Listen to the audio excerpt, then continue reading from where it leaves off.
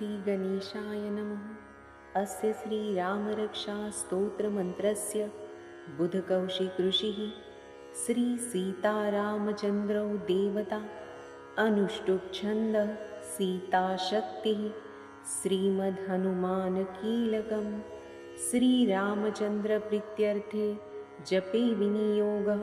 अथ ध्यानम्। ध्यायेदाजानुबाहुं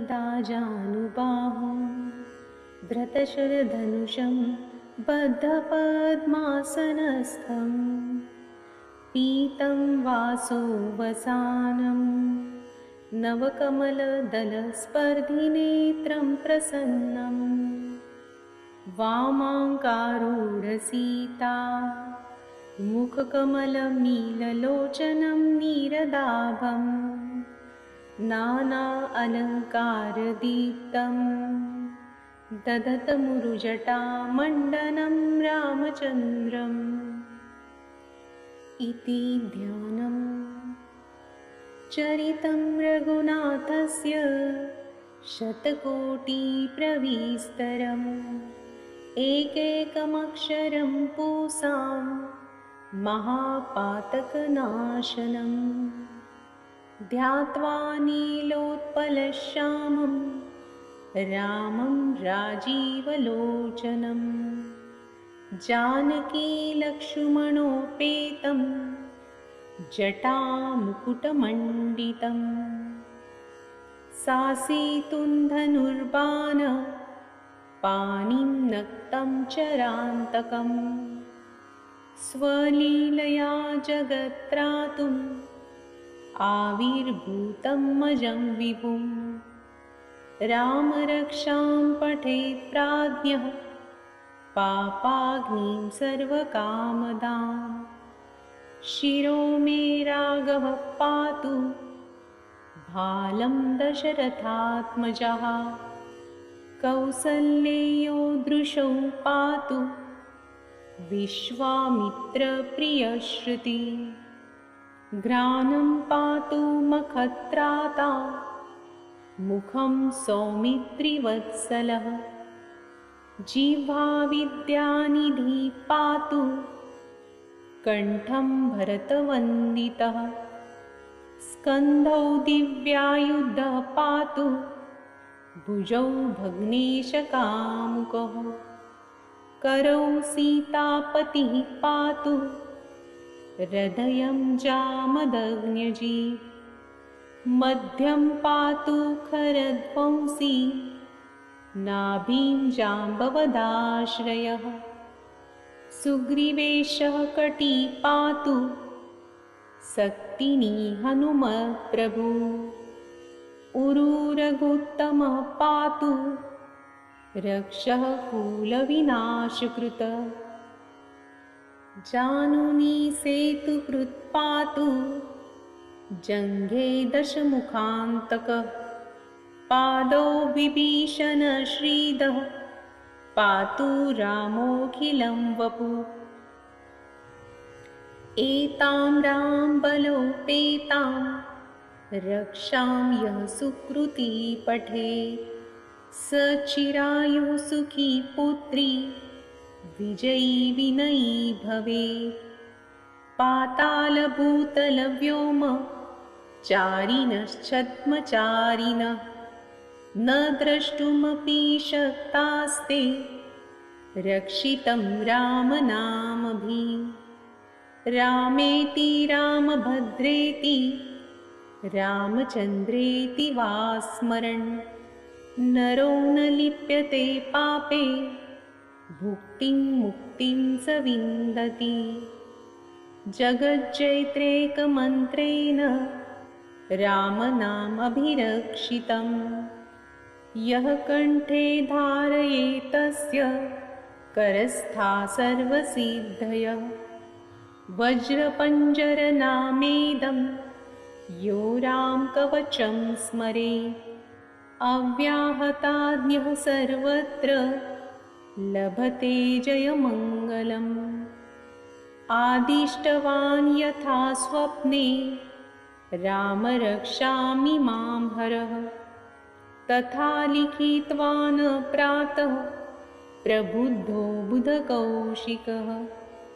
आरामः कल्पवृक्षाणां विरामः सकलापदाम्।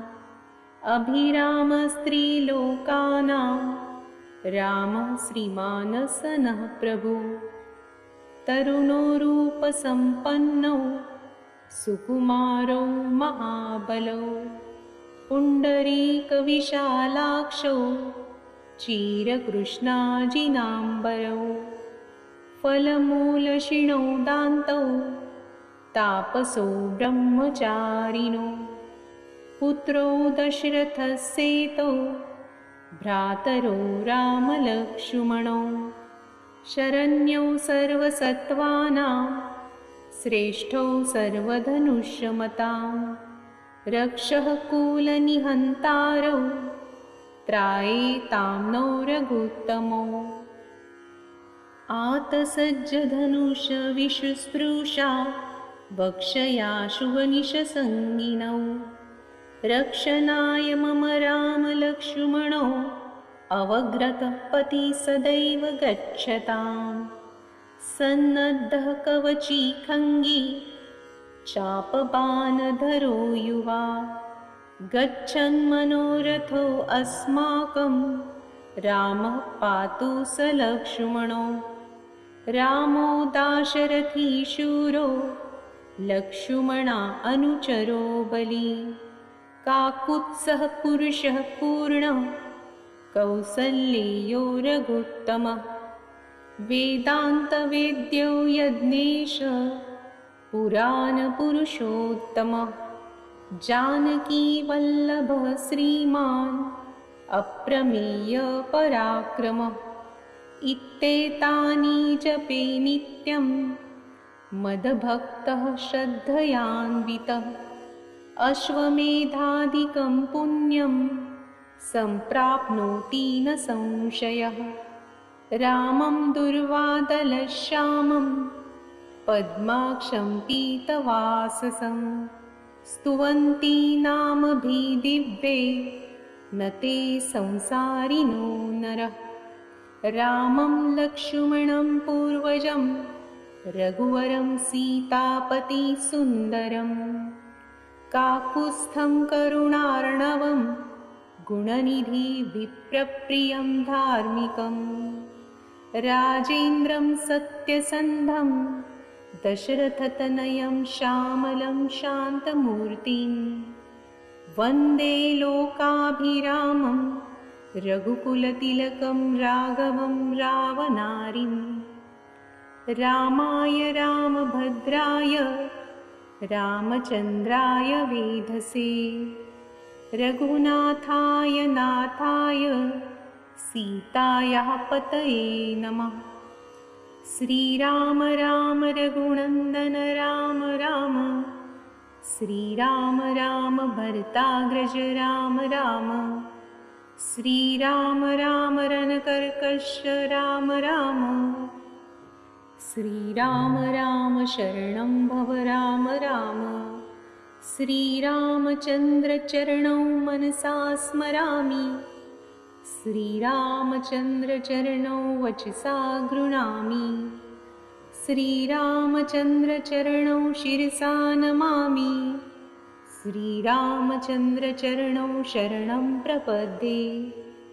माता रामो मत्पिता रामचन्द्र। स्वामी रामो मत्सखा रामचन्द्र। सर्वस्वमे रामचन्द्रो दयालु। नान्यं जाने नैव जाने न जाने।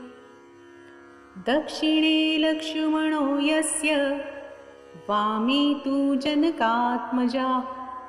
पुरतो मारुति यस्य तं वन्दे रघुनन्दनम्। लोकाभिरामं रणरङ्गधीरं राजीवनेत्रं रघुवंशनाथं। कारुण्यरूपं करुणाकरं तं श्रीरामचन्द्रं शरणं प्रपद्ये।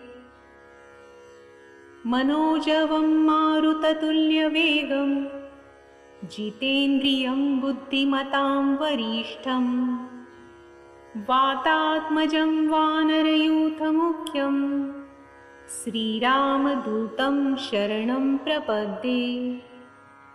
कूजन्तं राम रामेति मधुरं मधुराक्षरम् आरुह्य कविताशाखा वन्दे वाल्मीकिकोकिलम्।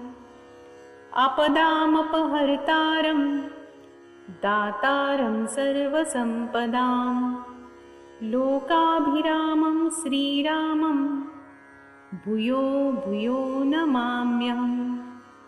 भर्जनं भवबीजानाम् अर्जनं सुखसम्पदां तर्जनं यमदूतानां राम रामेति गर्जनम्। रामो राजमणि सदा विजयते रामं रमेशं भजे। रामेणाभिहता निशाचरचमू रामाय तस्मै नमः। रामानस्ति परायणं परतरं रामस्य दासोऽस्म्यहं। रामे चित्तलयः सदा भवतु मे भो राम मामुद्धर। राम रामेति रामेति रमे रामे मनोरमे सहस्रनाम तत्तुल्यं राम नाम वरानने। इति श्रीबुधकौशिकविरचितं श्रीरामरक्षास्तोत्रं सम्पूर्णम्। श्रीसीतारामचन्द्रार्पणमस्तु।